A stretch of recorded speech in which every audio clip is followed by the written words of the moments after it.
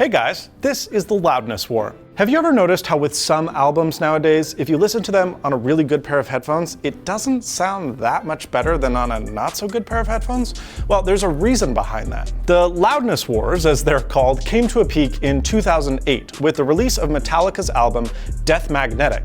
And to the surprise of no one, it was loud. I mean, it was a metal album after all, but it was arguably the loudest album ever.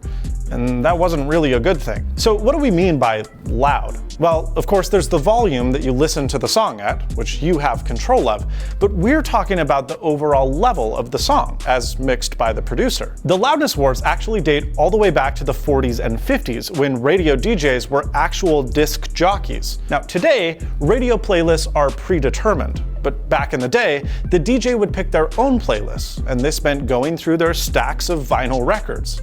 The poppier, and coincidentally louder songs, were more frequently picked by the DJ, and that wasn't by accident. Instead, this can be explained by the Fletcher-Munson curve.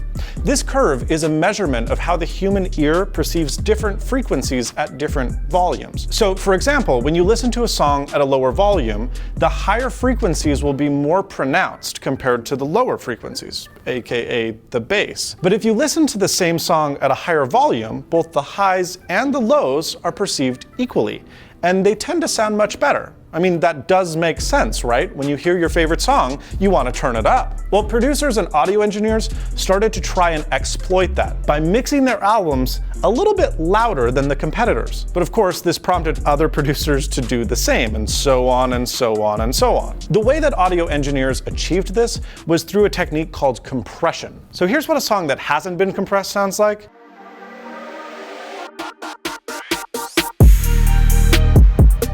And this is what it sounds like when you have compressed it.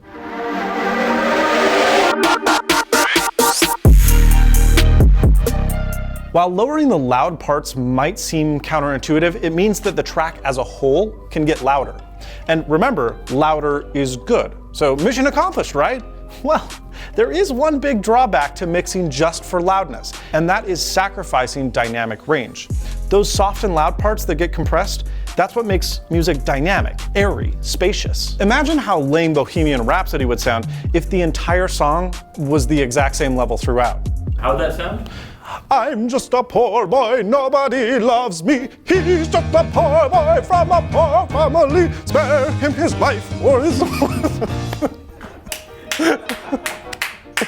Now, this wasn't really an issue back in the days of analog formats like vinyl records and cassettes, but then digital CDs were invented. You see, analog was a much more forgiving medium when it came to louder mixes, but with digital, anything over 0 dB, which stands for decibels, results in clipping, and that leads to distortion. When you apply additional data compression, say going from WAV to MP3 file formats, the audio signal becomes increasingly distorted, and it sounds, well, bad. When Metallica released Death Magnetic, the entire album was made available as DLC for Guitar Hero 3, and the Guitar Hero version didn't have the same level of aggressive compression as the CD version did. That's when fans realized how much better a dynamic version sounded. Thousands of fans petitioned for a re-release of the album, which did get remastered in 2013. According to audio engineers, the Loudness Wars have finally ended, and you can, in part, thank iTunes for that. In 2013, Apple introduced a feature to iTunes and iTunes Radio known as Sound Checker,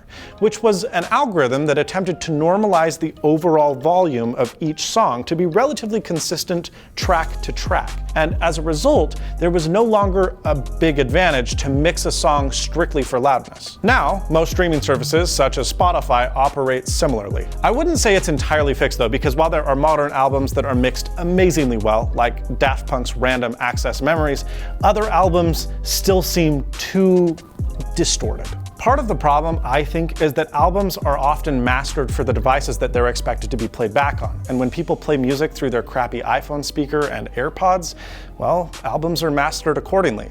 If you're interested in a set of headphones that actually can handle that sweet dynamic range, head over to my channel, Snazzy Labs, where I recently did a video on some of the best headphones under $50. Thank you so much for watching, and be sure to subscribe to This Is.